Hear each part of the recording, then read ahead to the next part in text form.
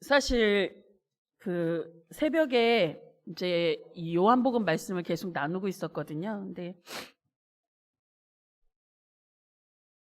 그 바리새인들의 모습이 정말 제 모습 같은 거예요. 예수님께서 소경을 눈을 열어주셨어요. 근데 바리새인들은 지금 소경이 눈을 뜨게 된 것이 안 보여요. 또 예수님께서 안식일에 38년 된 병자를 일으키셨어요.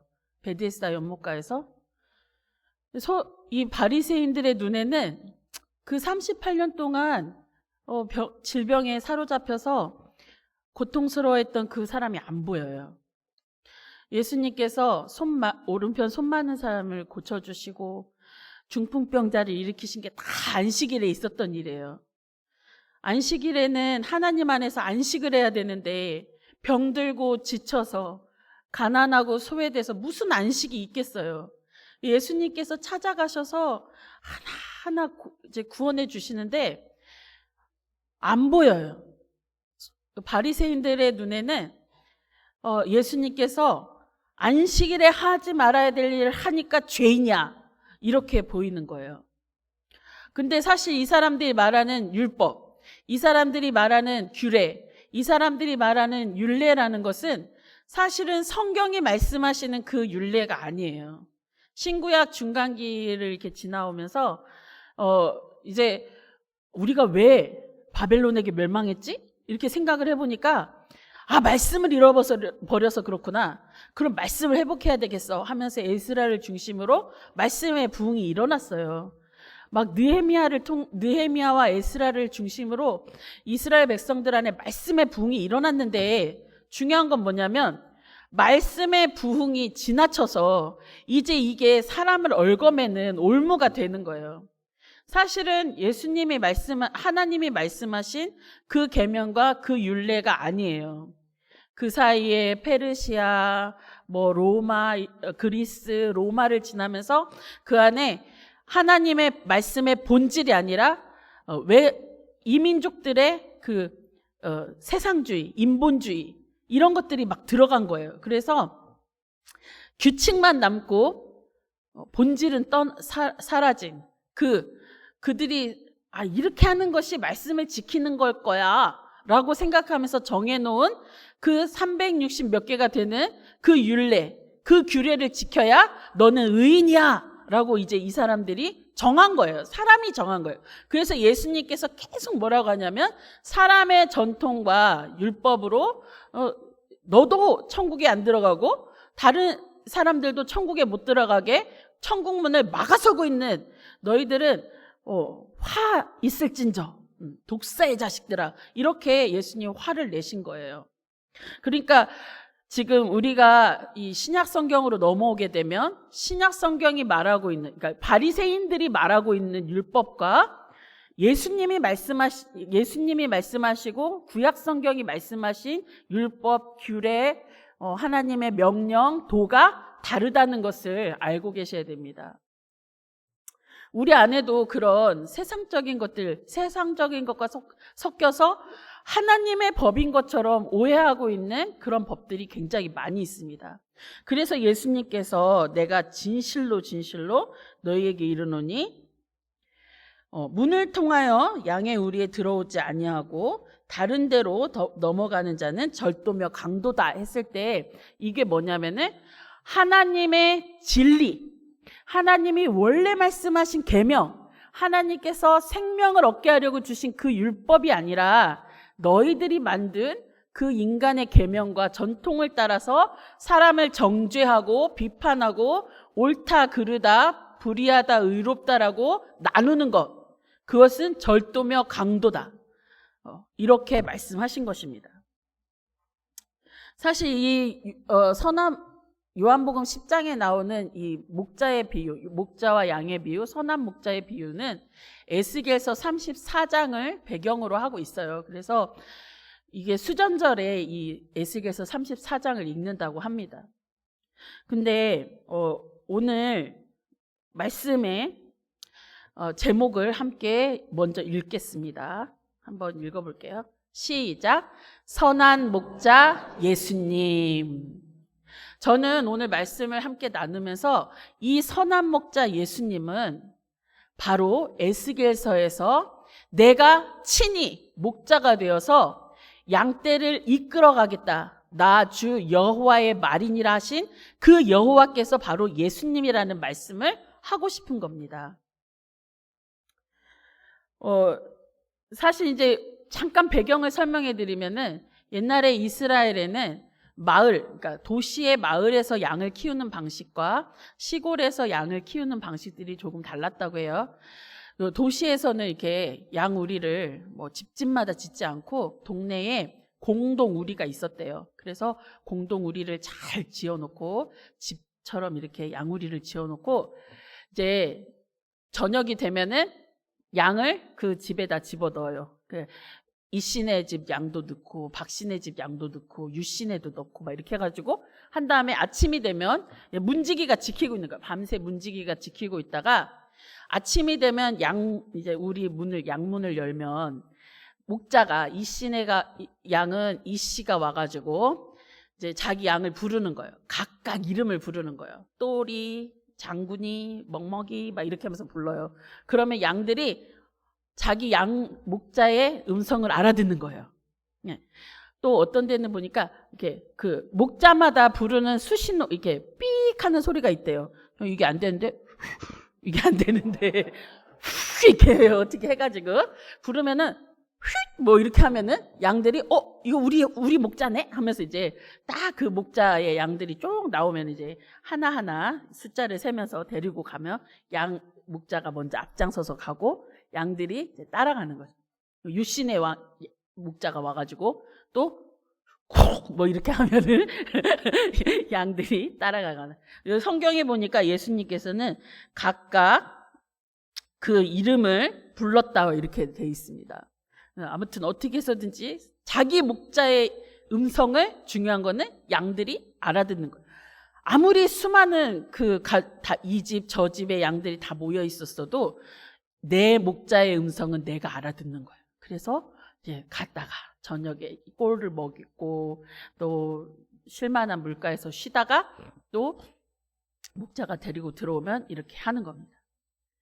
그 중에는 아마 삭군 목자도 있었겠죠. 삭을 받고 양이 그 주인이 삭을 주면은 데리고 가는 그런 양도 있었을 거예요. 예수님께서 말씀하실 때 이런 문화적 배경이 있었다는 거예요. 시골에서는 자기 집 양은 자기가 지키는 거예요. 뭐 넓으니까. 그러면 이제 돌담 같은 걸로 이렇게 쭉 쌓아놓고 그 양 한 마리만 들어갈 수 있는 문을 이렇게 문도 아니죠. 그냥 틈을 하나 만들어 놓고 목자가 거기 앉아서 양을 지키고 있는 거예요. 양을 지키고 있는데 막 이렇게 이렇게 돌담이고 하니까 사자도 올 수 있고 호랭이도 올 수 있고 늑대도 올 수 있잖아요. 근데 사무엘상 17장 34절부터 36절까지를 한번 보겠습니다. 어떻게 목자가 그 양을 지키는지 보여드릴게요. 시작. 다윗이 사울에게 말하되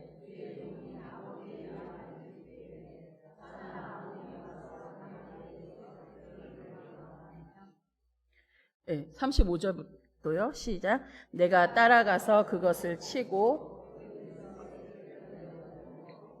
그것이 일어나 나를 해하고자 하면 그 수염을 잡고 그것을 쳐 죽였었나이다. 주의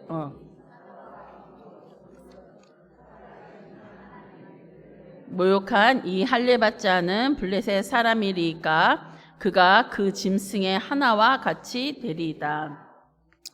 이스라엘 사람들이 가장 훌륭한 목자의 전형, 그러니까 지도자를 목자와 비유하는 그 예가 굉장히 많은데 그 지도자의 가장 이상적인 유형이 바로 다윗이잖아요. 다윗이 어떻게 양떼를 지켰냐는 거예요. 다윗이 양떼를 지키는 그 모습이 하나님이 우리를 지키는 모습하고 너무 똑같은 거예요. 여기 보니까 사자나 곰이나 양떼에 와서 새끼를 물어가면은 어떻게 해요? 쫓아가가지고 막 물매를 휙 날리기도 하고, 여기 보니까 그 입에서 우리 그 순수 표현을 아가리를 쭉 찢어가지고 그냥 이렇게 하고 데리고 오는 거죠. 예. 그리고 수염을 잡고 수염을 잡고 막 이렇게 하고 막 주먹으로 치고 막 이렇게 해가지고. 근데 사실 이게 굉장히 어려운 일이거든요. 제가 곰이라는 영화를 봤는데 너무 무서운 거예요. 근데 그걸 어떻게 했을까요? 양을 사랑하는 목자, 선한 목자는 그렇게 곰이나 사자나 늑대나 이런 게 보이는 게 아니라 그 입에 물려있는 내 양이 보이는 거예요. 저 양을 살려내야 되라는 그 강한 동기로 말미암아 막 힘차게 달려가가지고 그걸 끄집어 내오는 거예요. 이것이 얼마나 아름다운 모습입니까? 이게 선한 목자예요. 근데 반면에 사꾼 목자는 어떤가 보여드릴게요. 에스겔서 34장 3절부터 6절까지 3절부터 4절까지 한번 같이 읽어보겠습니다. 시작. 너희가 살찐 양을 잡아 그 기름을 먹으며 그 털을 이때 양떼는 먹이지 아니하는도다.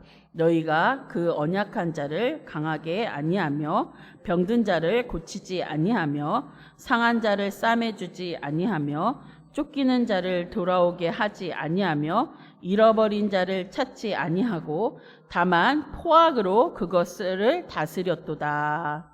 예, 목자를 세우셨어요. 하나님께서 제사장도 세우고 방백들도 세우고 왕도 세우고 귀족들도 세우고 목자를 세우셨는데 그 목자들이 예수님의 표현으로 하면은 사꾼 목자예요. 사꾼 목자니까 어떻게 하냐? 살찐 양을 키우라고 양을 먹이라고 했더니 자기가 먹어. 양을 키우라고 했더니 뺏겨서 지가 입어. 그리고 여기 보니까 더 재밌는 표현이 뭐예요? 먹이지 않았으니까 애들이 어떻게 됐겠어요? 삐쩍 골았어. 삐쩍 골았어. 그거를 우리 사람으로 보면 이런 거예요. 연약해졌는데 강하게 하지 않는 거예요. 마음이 낙심되고 좌절하고 넘어져 있는데 일으켜주지 않는 거예요. 위로해주지 않는 거예요. 병들었는데 고치지 아니하고 상한 자를 싸매주지 아니하며 쫓기는 자를 돌아오게 하지 아니하고 잃어버린 자를 무관심하고 오직 어떻게 하면 저 양을 잡아먹을까? 어떻게 하면 저 털을 벗겨서 내가 따뜻하게 입을까? 양은 하나님께서 섬기라고 키우라고 먹이라고 맡기셨는데 그것을 수단으로 삼는 거예요. 내 이익의 수단으로 삼는 거예요. 그것이 사꾼 목자예요. 하나님께서 나한테 삭 주신 만큼만 하겠다는 거예요. 내가 유익 얻을 만큼만 돌보겠다는 거예요. 더 하지 않겠다는 거예요. 희생하지 않겠다는 거예요. 사자가 와서 잡아가? 아이고 다행이네. 지난주에 정상원 전사님 나를 안 잡아가서 얼마나 다행이냐고 막 이러는데 나를 안 잡아가고 저 새끼 양만 잡아가니 얼마나 다행이냐. 암양을 잡아갔으면 새끼를 못 낳았을 텐데 암양을 안 잡아가고 새끼 양을 잡아가니 얼마나 다행이. 이런 생각만 하고 있는 거예요. 그러니 그 양떼 꼴이 어땠겠어요? 34장 5절과 6절 말씀 같이 한번 읽어보겠습니다. 시작. 목자가 없으므로 그것들이 흩어져서 모든 들짐승들의 밥이 되었도다. 내 양떼가 모든 산과 높은 맷뿌리마다 유리되었고 내 양떼가 온 지면에 흩어졌으되 찾고 찾는 자가 없었도다. 예. 하나님께서 맡겨주신 그 양떼들을 돌보지 않으니까 유리하며 방황하는 거예요. 예수님께서 그런 표현이 있어요. 저들이 자기를 막 찾아온 그 수많은 무리들을 보니까 무리가 목자 없는 양같이 유리하는 모습을 보고 마음이 아프셨다고 돼 있습니다.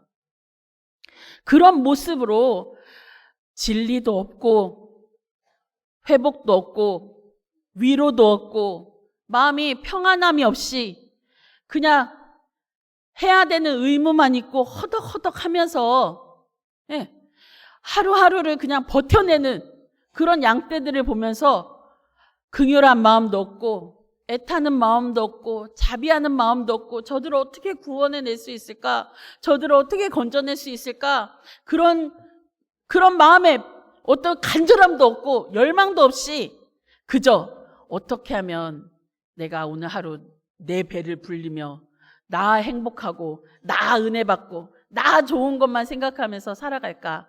그런 생각을 하는 자들은 사꾼 목자라는 거예요. 그런데 예수님께서 우리에게 이렇게 말씀하십니다. 요한복음 10장 10절 말씀 같이 한번 읽어볼게요. 시작.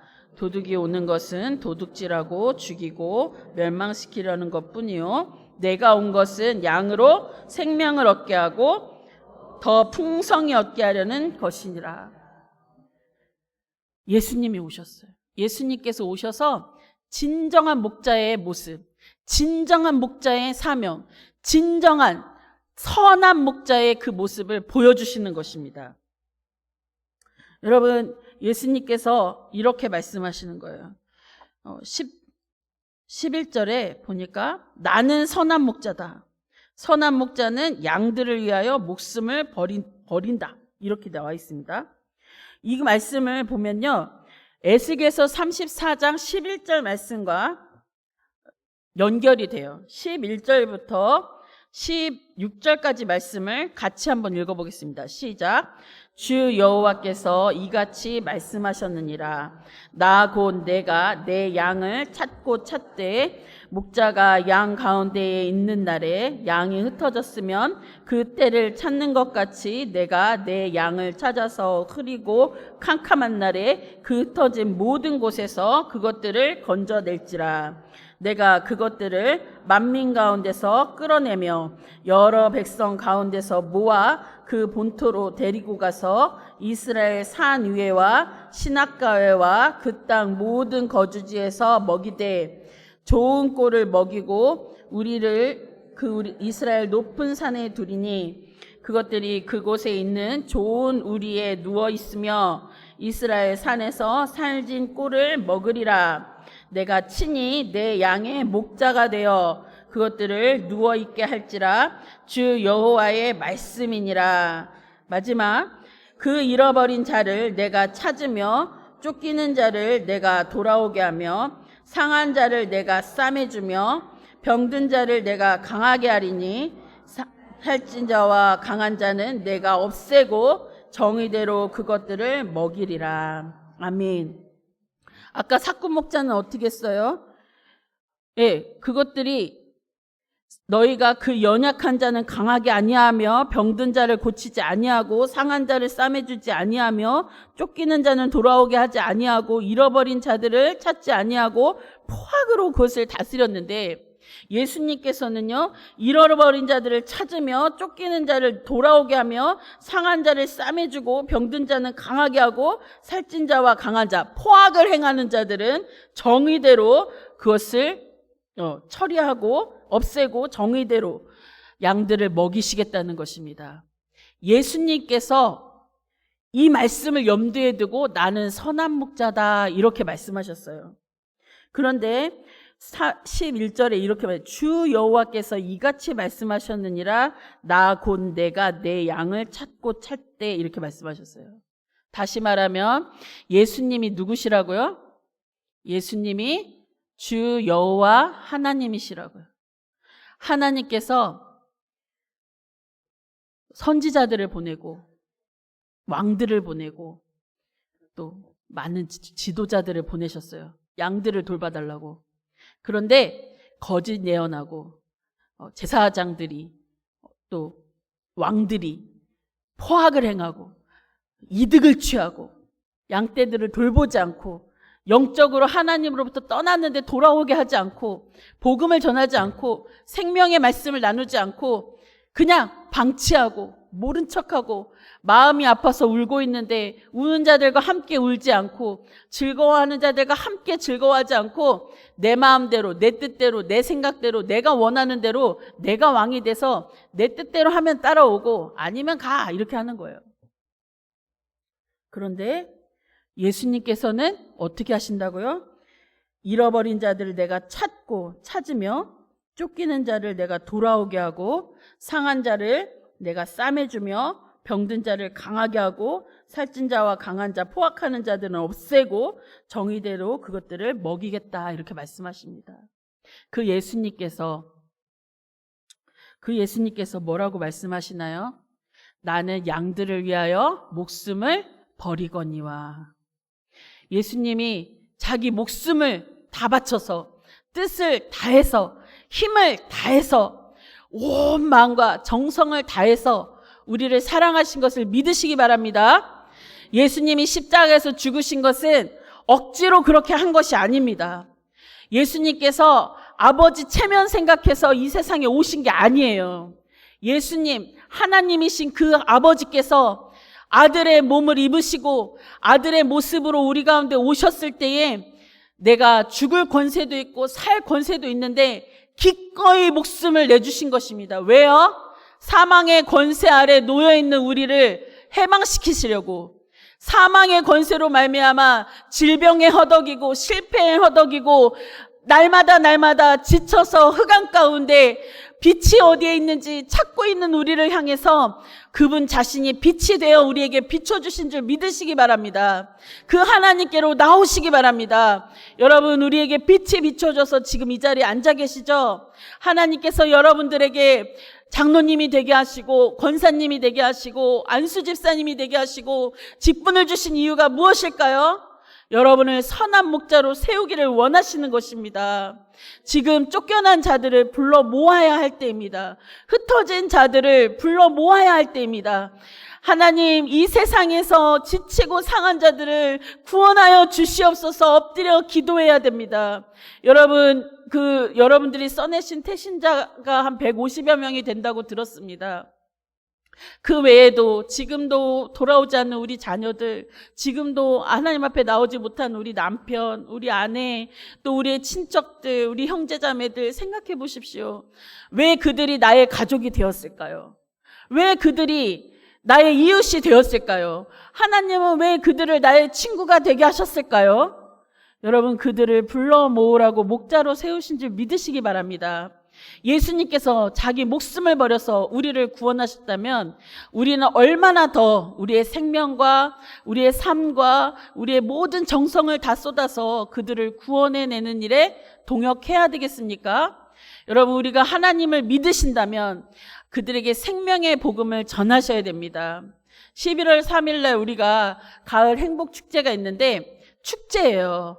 다 불러 모아야 돼요. 일단은 불러 모아야 돼.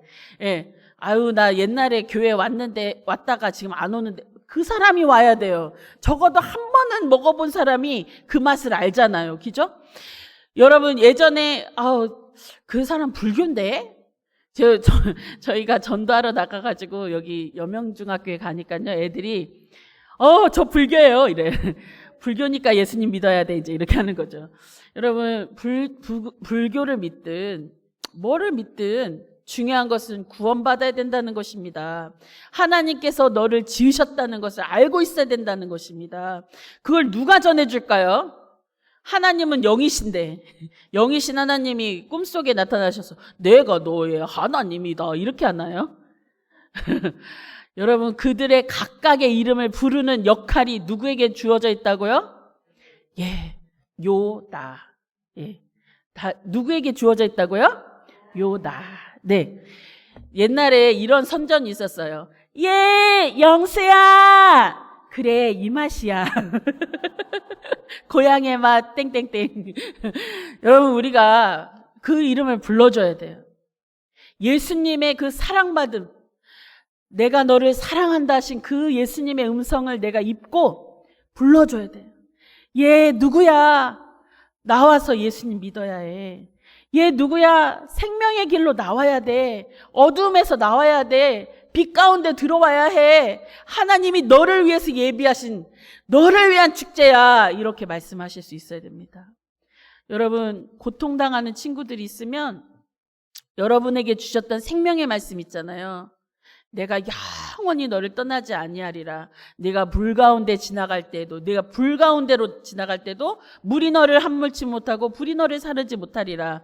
내가 스바와 구스를 내가 제물로 주고 너를 구해냈다. 이런 말씀들이 있잖아요. 이런 말씀들을 읽어주면서 하나님이 너를 이렇게 사랑하셔. 하나님이 너와 함께 계셔.